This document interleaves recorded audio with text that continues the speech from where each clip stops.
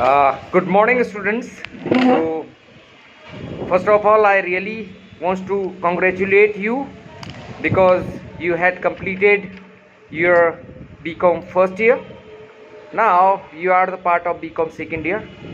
Now it is a proud moment for you, and after 1 year you will become the graduates. Okay, this is good. Congratulations from my side. So I am Dr. Vinay Chandra Joshi, as you know that, and I will take the subject public finance. And today we are going to discuss a very important topic about public finance, that is meaning and scope of public finance. So students, meaning and scope of public finance, it is the topic of today.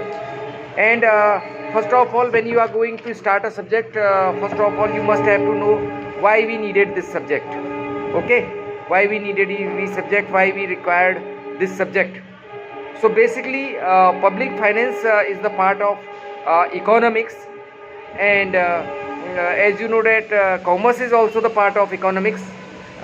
Economics से ही commerce निकल कर बना है.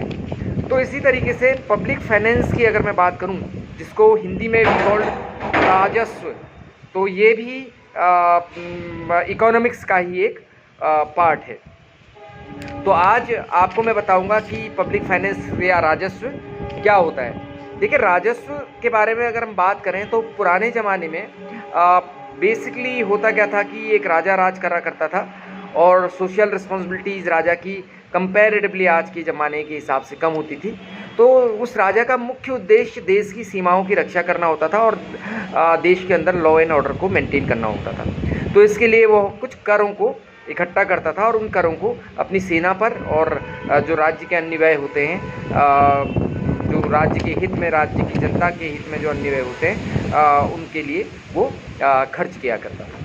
But जैसे जैसे समय बढ़ा, चीज़ें बदली, जैसे जैसे डेमोक्रेटिक सेटअप या लोकतांत्रिक सेटअप बना, तो धीरे धीरे चेंज होती गई और पब्लिक फाइनेंस का महत्व बढ़ते गया. पब्लिक फाइनेंस बेसिकली दो चीज़ों से डील करता है.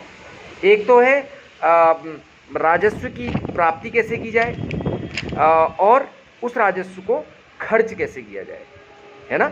पब्लिक रेवेन्यू जो है, रेवेन्यू कैसे इकट्ठा किया जाए और उसको फिर डिस्ट्रीब्यूट कैसा किया जाए, इसमें दो प्रॉब्लम होती है. तो ये सबसे इम्पोर्टेंट इसका पोर्शन है.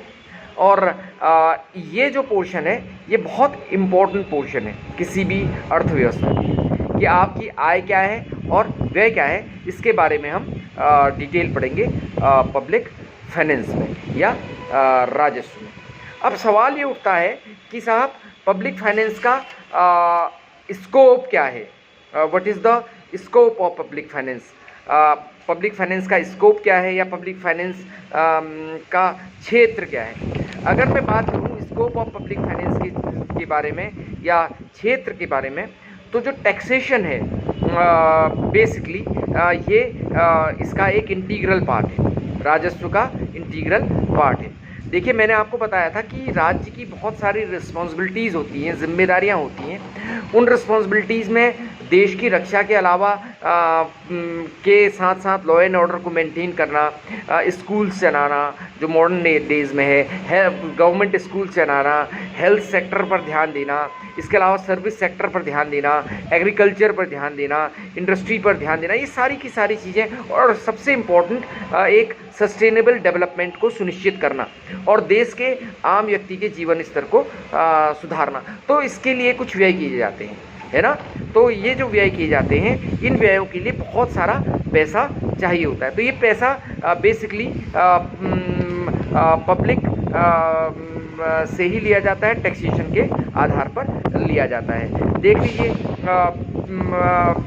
आज अगर मैं स्कोप की बात करूं तो इसका जो सबसे पहला जो स्कोप होता है पब्लिक फाइनेंस का, वो टैक्सेशन में होता है ना. दूसरा क्या है, पब्लिक एक्सपेंडिचर. पब्लिक एक्सपेंडिचर क्या होता है. देखिए, पब्लिक एक्सपेंडिचर का मतलब ये होता है कि पब्लिक एक्सपेंडिचर का मतलब ये होता है कि optimum level, government wants to provide optimum level of public satisfaction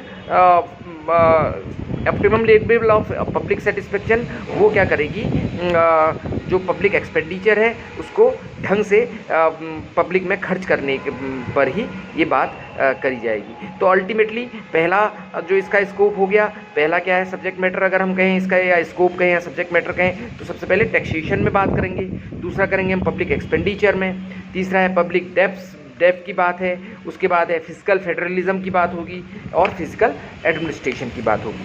तो ये सारी चीज़ें इसका पार्ट है। अगर सवाल ये उठता है कि राजस्व जो सब्जेक्ट है एक सब्जेक्ट के तौर पर हम क्यों पढ़ रहे हैं, क्या इसकी रेलेवेंस है आज के टाइम में। देखिए गवर्नमेंट को के पास दो खाते होते हैं, गवर्नमेंट का एक आय का स्रोत होता है, एक व्यय का स्रोत होता है। तो आय और व्यय के स्रोत को मेंटेन करने की अगर हम सरल शब्दों में बात करें, अगर आय और जो व्यय है पब्लिक एक्सपेंडिचर और जो पब्लिक जो इनकम है उसकी अगर हम बात करें गवर्नमेंट की जो जिसको हम राजस्व कहते हैं, पब्लिक फाइनेंस की बात करें, तो पब्लिक फाइनेंस का मतलब ये हुआ कि गवर्नमेंट कहाँ कहाँ से पैसा इकट्ठा करेगी, और पब्लिक एक्सपेंडिचर का मतलब हुआ कि उसको कहाँ कहाँ वो खर्च करेगी। इसके अलावा पब्लिक डेप्ट का मतलब ये है कि गवर्नमेंट के पास हमेशा ये सिचुएशन नहीं रहती है कि साहब अगर उसके पास 100 रुपये के खर्चे हैं तो उसकी आमदनी भी हमेशा 100 रुपया हो, तो कई बार उसको पब्लिक डेप्ट भी लेना पड़ता है। ये हम सब आगे पढ़ेंगे। अगर today is the introductory part of